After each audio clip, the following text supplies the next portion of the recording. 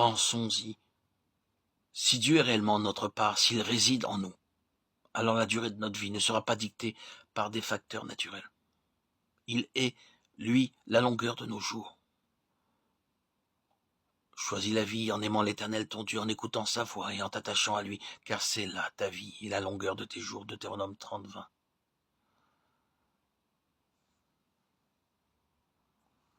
Nous mourrons lorsqu'il dira que le moment est venu, mais pas avant.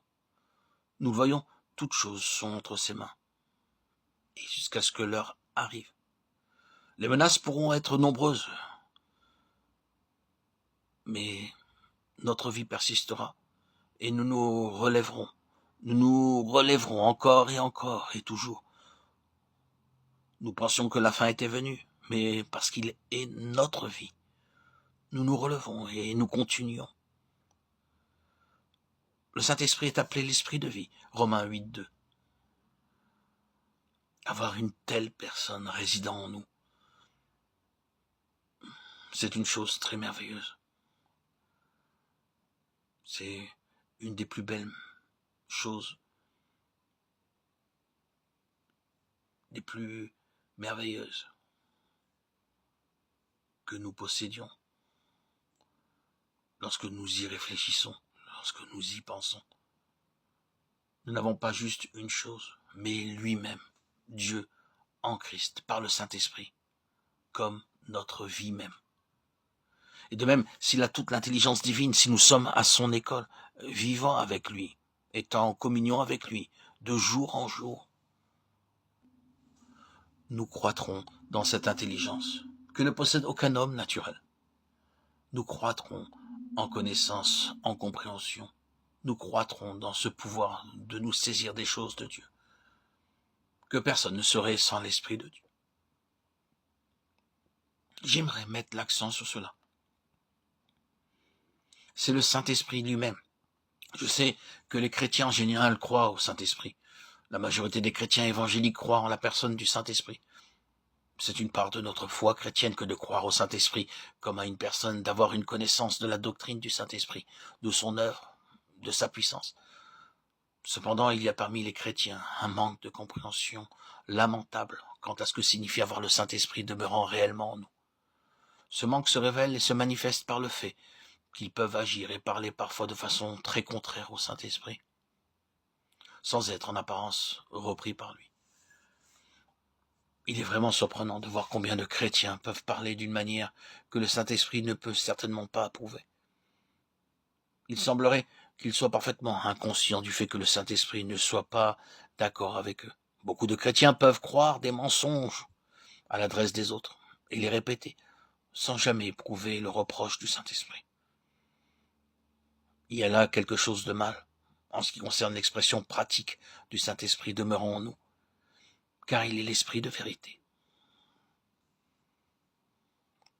Or, la vraie vie chrétienne signifie que là où le Saint-Esprit est en désaccord avec quelque chose que nous disons ou faisons, ou bien de la manière dont nous le disons ou le faisons, nous en serons conscients.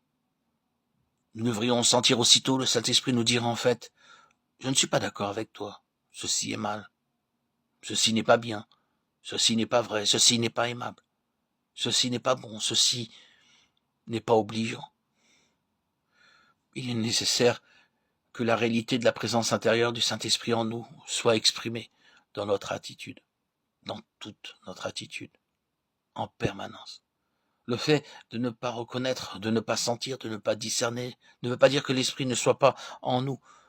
Cela signifie simplement, lorsqu'il en est ainsi, que nous ne marchons pas dans l'Esprit. Il y a de notre part un ajustement à faire.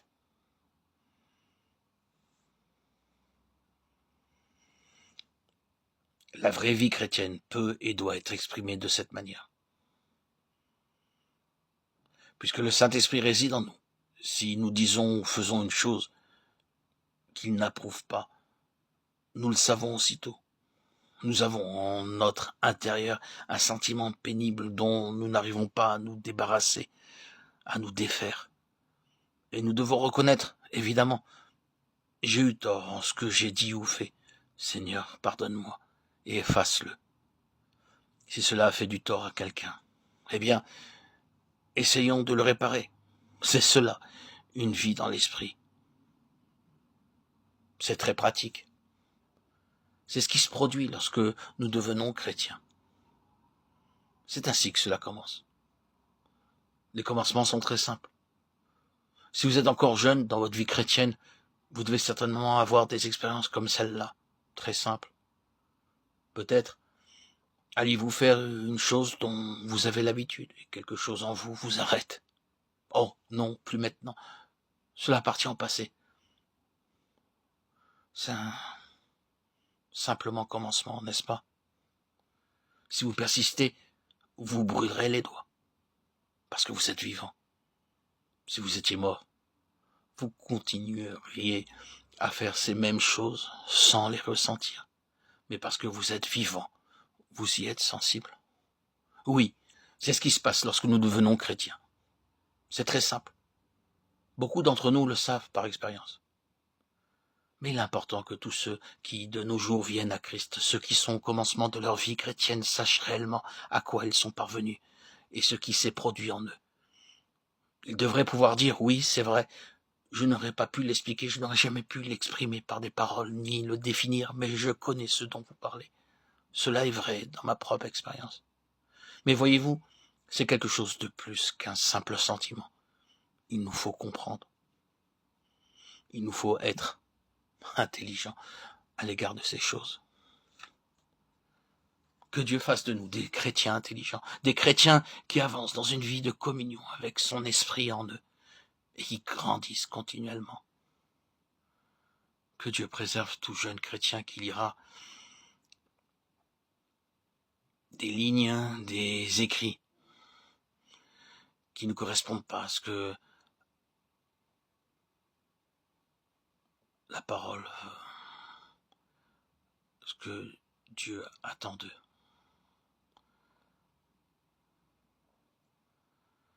Dieu en soit loué. Être né de nouveau n'est pas la fin des choses.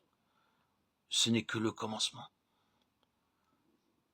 Que Dieu puisse nous accorder la sagesse de saisir ces paroles que nous entendons aujourd'hui et de les intégrer.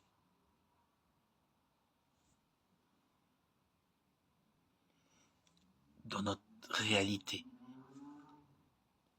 dans notre vie chrétienne pratique, que ce ne soit pas un simple enseignement.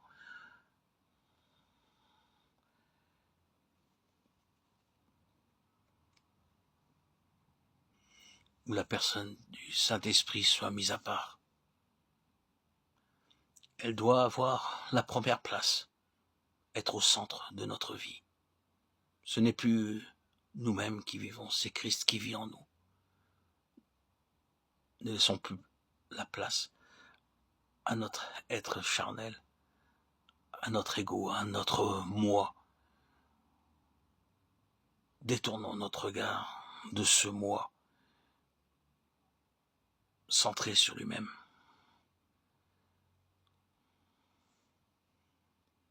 Soyons attentifs au Saint-Esprit, présent, ici et maintenant, en toi et en moi. Lui seul nous communique le message de Christ. Et dans cette réalité, nous communions avec Christ, Dieu vivant.